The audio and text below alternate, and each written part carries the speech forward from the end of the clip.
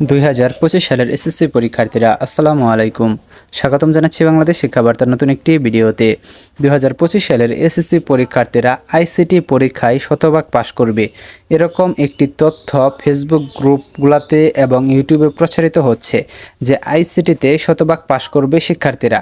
আসলেই এটা কতটুকু সত্য বা আইসিটিতে আসলে কি শতভাগ পাশ করবে কিনা সেই বিষয়টি উপস্থাপন করব। পাশাপাশি তোমাদের যারা আইসিটিতে নাম্বার কম পেয়েছে, অর্থাৎ যারা পাস নাম্বার তুলতে পারোনি, 4টা হয়েছে এমসিকিউ, 5টা হয়েছে, 6টা বা 7টা হয়েছে, তাদেরকে কোনোভাবে পাস করে দেওয়া হবে কিনা বা কোনো সিস্টেম আছে কিনা সে বিষয়টি তোমাদের মাঝে উপস্থাপন করব।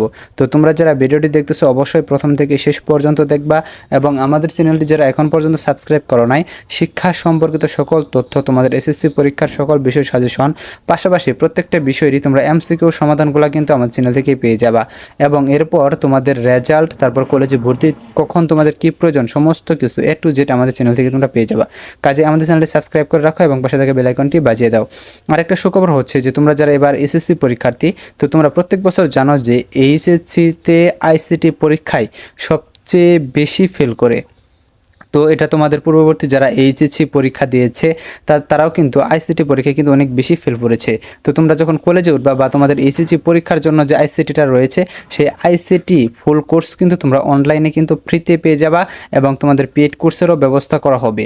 তো তোমাদের এসএসসি 2025 ব্যাচের শিক্ষার্থীরা কিন্তু এই সুযোগ কিন্তু তোমরা কলেজে ওঠার পর থেকে কিন্তু তোমরা পেয়ে যাবা। তো তোমরা যারা যারা আমাদের সাথে যুক্ত হতে চাও তোমরা অবশ্যই কমেন্ট করো এবং পাশাপাশি আমাদের চ্যানেলটি সাবস্ক্রাইব করে রাখো অবশ্যই, যাতে ফ্রি ক্লাসগুলো তোমরা করতে পারো। সো আসুন মূল বিষয় চলে আসি। তো দেখো, তোমাদের এই যে আইসিটি পরীক্ষাটা, এটা কিন্তু তোমাদের দুইটা অংশে বিভক্ত। একটা হচ্ছে তোমাদের প্র্যাকটিক্যাল আর একটা হচ্ছে তোমাদের এমসিকিউ। তো প্র্যাকটিক্যালে 25 নাম্বার এবং এমসিকিউতে 25 নাম্বার। এই 25 নাম্বার প্র্যাকটিক্যাল কিন্তু তোমাদের পরীক্ষার শেষে অনুষ্ঠিত হবে এবং তোমাদের যে এমসিকিউ অংশটা, সেই এমসিকিউ অংশটা কিন্তু ইতিমধ্যে শেষ হয়ে গেছে। তো অনেকের পরীক্ষা খারাপ হয়েছে, অনেকের ভালো হয়েছে।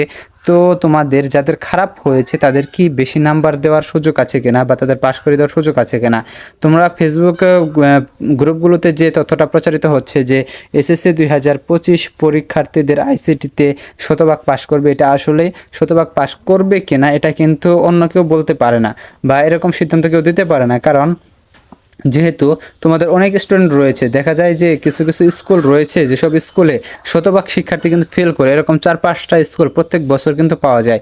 তো সেখানে কিভাবে তারা পাস করবে? তো এরকম আইসিটিতে কিন্তু দেখা যাবে যে এমসিকিউ যেহেতু তোমাদের 25 নাম্বার, তো তোমাদের সেখানে পাস নাম্বার হচ্ছে কততে? পাস নাম্বার হচ্ছে তোমাদের 8 নাম্বার। তো তোমরা যদি 7 নাম্বারও পাও তাহলে কিন্তু তোমাদের ফেল করিয়ে দেওয়া হবে, তোমাদের পাস করানোর কোনো সুযোগ নেই। কারণ এমসিকিউ খাতাটা কিন্তু টিচাররা দেখে না, সেটা দেখা হয় মেশিনের মাধ্যমে। তো মেশিন তোমাদের একটা নাম্বার বাড়িয়েও দিতে পারবে না, একটা নাম্বার কমিয়েও দিতে পারবে না। কাজে তোমরা যে নাম্বারটা পাবা সেই নাম্বারটা কিন্তু তোমাদের কারেক্ট কিন্তু দিয়ে দিবে। তবে হ্যাঁ, তোমরা যদি 7 নাম্বার পাও বা 1 নাম্বারের জন্য যদি পাস করতে না পারো, সেক্ষেত্রে এই সংখ্যাটা যদি বিপুল সংখ্যক শিক্ষার্থী হয় তাহলে বোর্ড ইচ্ছা করলে একটা নাম্বার বাড়িয়ে দিয়ে পাস করিয়ে দিতে পারে।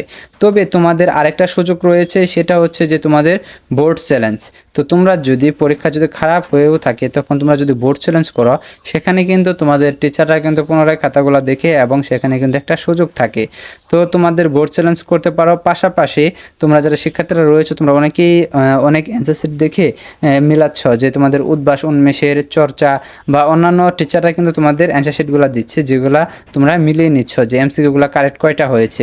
তো সেখানে দেখা যায় তোমাদের 6টা হয়েছে কারেক্ট বা 7টা হয়েছে, তাহলে তো তোমরা ফেল। তো এটা নিয়ে টেনশন করার কারণ নেই, তুমি যে অ্যান্সার শিট দেখে মিলিয়েছো সেটা যে শতভাগ সঠিক সেটার কিন্তু কোনো নিশ্চয়তা নেই। সেখানে 2-1টা ভুল হতেও পারে আর তোমাদের 2-1টা কারেক্ট হতেও পারে, এরকমটাও হতে পারে। তো অনেক সময় দেখা যায় অনেক শিক্ষার্থী যে এরকম অ্যান্সার শিট মিলিয়ে 10টা 11টা হয়েছে কিন্তু তারপরও তার ফেল চলে আসে।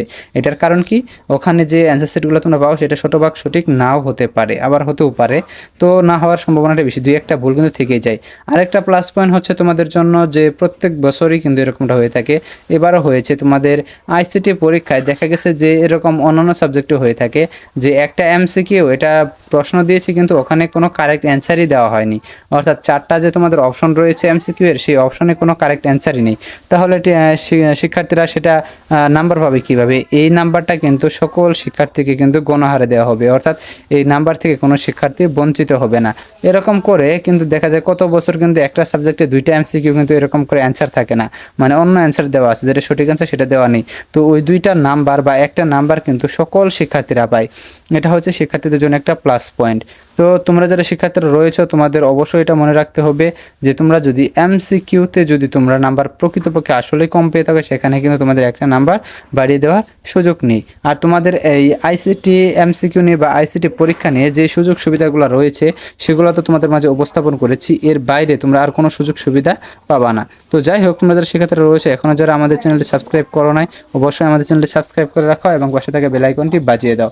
তো তোমাদের রেজাল্ট প্রকাশ এবং কলেজে ভর্তির পরপরই কিন্তু তোমাদের আইসিটি ব্যাচটা কিন্তু শুরু হয়ে যাবে। তো তোমরা যারা আইসিটি ব্যাচে অংশগ্রহণ করতে চাও তোমরা অবশ্যই কমেন্ট বক্সে জানাবা।